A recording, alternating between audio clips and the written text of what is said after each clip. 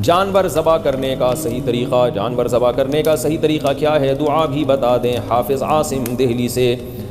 جانور ذبح کرنے کا صحیح طریقہ یہ ہے کہ جانور کو ایسے لٹائیں کہ آپ اس کی ٹانگیں قبلے کی طرف ہوں جانور کی، اور اس کا سر جو ہے جب آپ سیدھا کر دیں تو آپ قبلے کی طرف کھڑے ہوں، آپ کے ہاتھ میں چھری ہو اور آپ قبلے کی طرف ہوں، اور چھری کا رخ بھی قبلے کی طرف ہی ہوگا، ظاہر ہے آپ کا سینہ قبلے کی طرف ہو، جانور کی ٹانگیں بھی قبلے کی طرف ہوں گی، اس طرح ذبح میں بھی آسانی ہوگی اور سنت بھی پوری ہو جائے گی۔ تو لٹانے کے بعد جب جانور کے پاؤں میں رسیاں باندھی جاتی ہیں تو اس کو موو کرنا، قبلے کی طرف گھمانا بہت آسان ہو جاتا ہے۔ اس کے بعد آپ بسم اللہ اللہ اکبر پڑھ کے چھری چلائیں۔ اگر آپ کو ڈر لگ رہا ہے تو بیگم کو پکڑا دیں، وہ چلا دے گی، وہ انشاءاللہ نہیں ڈرے گی، تو وہ پڑھ لے بسم اللہ اللہ اکبر۔ اور قصائی سے اگر ذبح کروانا ہے تو تھوڑا سا اہتمام کر لیں، آج کل غیر مسلم قصائی بھی ہوتے ہیں، تو بہتر یہی ہے کہ خود ذبح کریں۔ پھر بھی اگر قصائی سے ذبح کروا رہے ہیں تو قصائی کو بولیں بھائی اونچی آواز سے بسم اللہ اللہ اکبر پڑھ لے، اور یہ گٹکا منہ سے نکال کے تھوڑی دیر کے لیے پھینک دے وہاں۔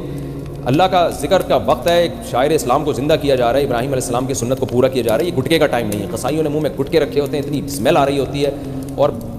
بسا اوقات وہ تکبیر بھی نہیں پڑھ رہی ہوتی۔ اور اگر آپ نے اور قصائی نے دونوں نے مل کے گلا پہ چھری چلانی ہے تو پھر دونوں پر لازم ہے کہ وہ بسم اللہ اللہ اکبر پڑھیں،